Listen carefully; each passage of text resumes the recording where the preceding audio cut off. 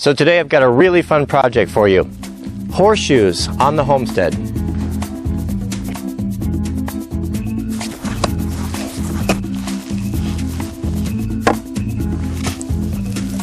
All right.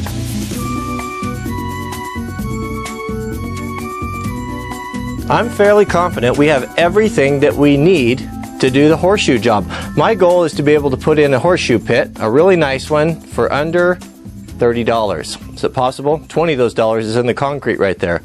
We went to our neighbor's garage sale and he gave us, or sold us, for a couple bucks, a couple sets of horseshoes with the posts and the instructions and everything. So I thought, what a great idea for the open house to an additional activity. So what we've got here is we've got the materials. This is a bunch of leftover stuff that I used from my chainsaw mill, or that I didn't use because it had knots or warped or whatever. And we're going to use this for the pits. Of course, it's not pressure treated, so ground contact, this can rot very quickly. But I have a kind of a backyard or shade tree method for waterproofing or sealing, preserving wood that will make it last a long time, and that's using used motor oil. So Jack is going to pour the used motor oil in there. We'll put about 1/4 gallon to start with. That'll be enough, and we'll just use an old paint roller and we'll paint it on. Is that about good?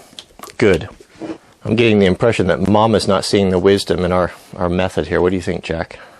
I don't think she's seeing it. All right, that's good. Now come on over here and roll it nice and heavy on each board, covering the whole thing. And when you get it all covered on all sides there, flip them up on their ends, and then we'll do the ends, and then we'll do the back side. So just keep rolling in there till it's nice and soaked in.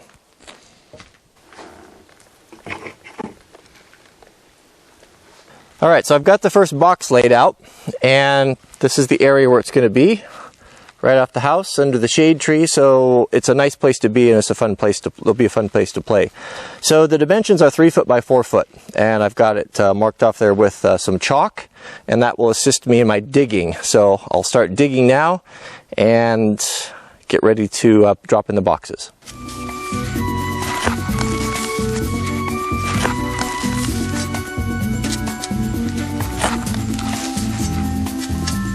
So if you're lucky enough to have an FSS shovel, it's almost like having a magic wand. All you have to do is just hit the sod like that, and then watch what happens. You ready?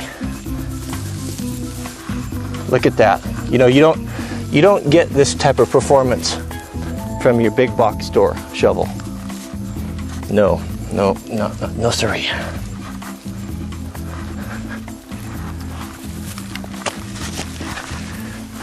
What do you think? I think we're just rolling the lawn.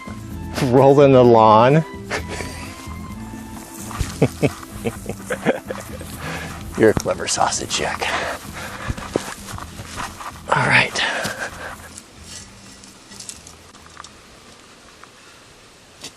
So I chose to put the pit underneath the big maple tree. It's got a ton of roots, and roots are really tough to dig in.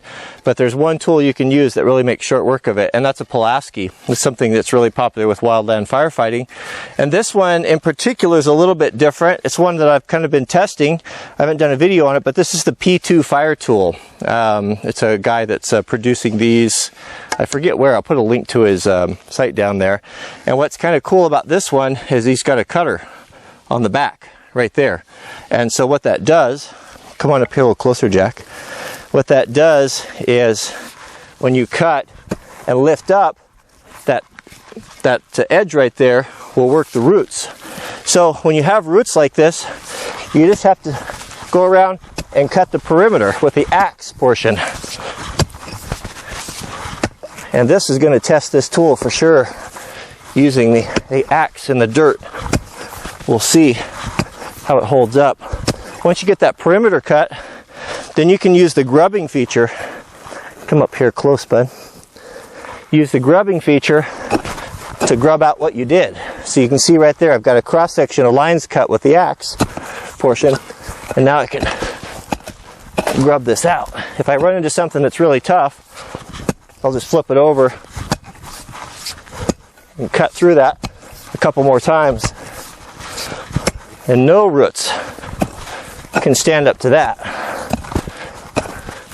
So something like this that was just impossible to dig with the shovel, the Pulaski will make short work of that.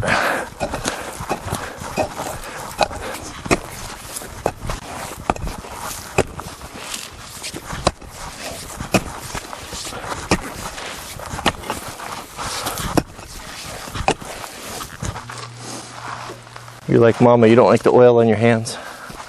Yeah.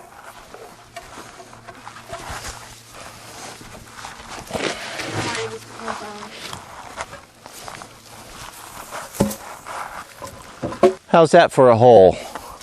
You see, while you guys all went to college out of high school, I went to work digging ditches. Look at the dividends it's paying now. You thought I'd never amount to anything.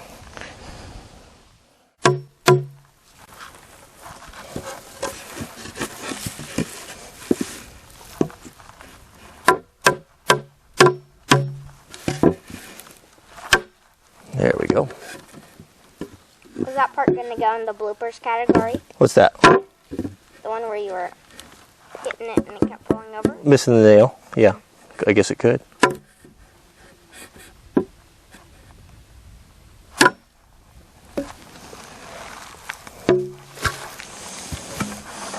This whole section is going to be in the bloopers category if I can't get this nail set. All right, so we're going to put our box together here. Jack got it nice and oily.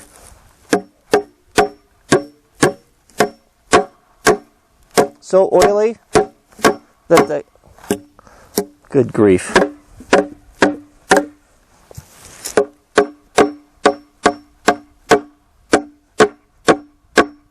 think your hammer got a little oily. It's so oily that the turn the camera off, please. All right, so Jack has got our box good and oiled up here, so we'll nail this together. There's a knot right there, and set it in. And I think we're going to be looking good, huh, Jack?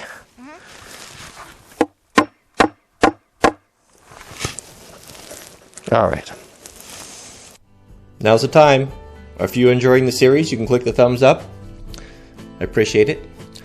On a more serious note, I received a personal message this morning from one of my very long-time subscribers, and he sent me a message that basically stated that he would no longer be able to participate in the channel for the reason that the comments and responses to his comments have become so vitriolic and so angry and hateful that it has taken away all of his joy.